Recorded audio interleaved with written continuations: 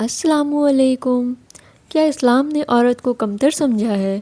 کیا اسلام میں عورت کی کوئی اپنی پہچان، عزت اور مقام نہیں، یا پھر حقیقت اس سے بالکل مختلف ہے؟ آج ہم قرآن اور نبی کریم صلی اللہ علیہ وسلم کی تعلیمات کی روشنی میں سمجھیں گے کہ اسلام میں عورت کا اصل مرتبہ کیا ہے۔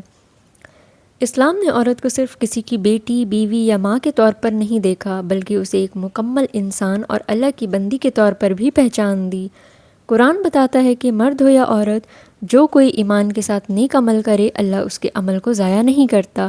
یعنی اللہ کے نزدیک اصل عزت کا معیار جنڈر نہیں، بلکہ ایمان اور تقویٰ ہے۔ پہلا، ماں کا مرتبہ۔ اسلام میں عورت کے سب سے عظیم مقاموں میں سے ایک ہے ماں کا مقام۔ ایک صحیح حدیث میں ایک صحابی نے نبی کریم صلی اللہ علیہ وسلم سے پوچھا، اللہ کے رسول، میرے حسن سلوک کا سب سے زیادہ حقدار کون ہے؟ نبی کریم صلی اللہ علیہ وسلم نے فرمایا، تمہاری ماں۔ انہوں نے دوبارہ پوچھا، پھر کون؟ نبی کریم صلی اللہ علیہ وسلم نے فرمایا، تمہاری ماں۔ پھر پوچھا، پھر کون؟ فرمایا، تمہاری ماں۔ اور جب چوتھی بار پوچھا گیا تو نبی کریم صلی اللہ علیہ وسلم نے فرمایا، تمہارا باپ۔ سوچئے، اسلام نے ماں کو صرف ایک رشتہ نہیں دیا، بلکہ اس کے ساتھ حسن سلوک کو کتنی بڑی اہمیت دی۔ دوسرا، بیٹی کا مرتبہ۔ جس زمانے میں بیٹیوں کو بوجھ سمجھا جاتا تھا، اسلام نے بیٹی کی پرورش کو فضیلت اور ثواب کا ذریعہ بنایا۔ نبی کریم صلی اللہ علیہ وسلم نے بیٹیوں کے ساتھ اچھے سلوک اور ان کی پرورش کی بڑی فضیلت بیان فرمائی۔ یعنی اسلام کا پیغام یہ تھا کہ بیٹی بوجھ نہیں ہے، بیٹی اللہ کی امانت ہے۔ اس کی تربیت، تعلیم، حفاظت اور عزت ماں باپ کی ذمہ داری ہے۔ تیسرا، بیوی کے حقوق۔ اسلام نے نکاح کو صرف ایک سوشل کنٹریکٹ نہیں بنایا، بلکہ محبت، رحمت اور ذمہ داری کا رشتہ بنایا۔ قرآن میں اللہ تعالیٰ فرماتا ہے کہ میاں بیوی کے درمیان محبت اور رحمت رکھی گئی، اور نبی کریم صلی اللہ علیہ وسلم نے بیویوں کے ساتھ اچھے سلوک کی تاکید فرمائی۔ اس لیے کسی عورت کو ذلیل کرنا، اس پر ظلم کرنا، اس کے حقوق دبانا یا اس کے ساتھ بدسلوکی کرنا اسلام کی تعلیم نہیں ہے۔ چوتھا، عورت اور عبادت۔ اسلام نے عورت کو اللہ سے اپنا رشتہ خود بنانے کا حق دیا ہے۔ وہ نماز پڑھتی ہے، روزہ رکھتی ہے، صدقہ کرتی ہے، علم حاصل کرتی ہے اور اللہ کے سامنے اپنے عمل کا جواب دیتی ہے۔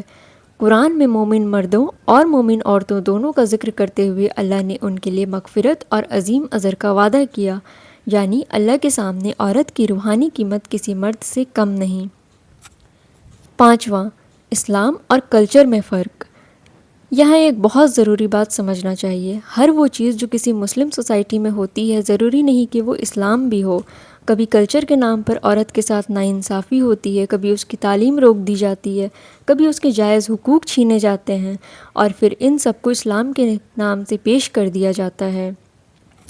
ہمیں اسلام کو لوگوں کے رویے سے نہیں بلکہ قرآن اور سنت سے سمجھنا چاہیے۔ اسلام نے عورت کو عزت دی، بیٹی کے روپ میں اس کی پرورش کو ثواب بنایا، بیوی کے روپ میں اس کے ساتھ حسن سلوک کی تعلیم دی، اور ماں کے روپ میں اس کا مقام اتنا بلند کیا کہ نبی کریم صلی اللہ علیہ وسلم نے 3 مرتبہ ماں کا ذکر فرمایا۔ تو پھر سوال یہ نہیں ہونا چاہیے کہ اسلام نے عورت کو کتنی آزادی دی، بلکہ سوال یہ ہونا چاہیے اسلام نے عورت کو کتنی عزت، حفاظت اور حقوق دیے۔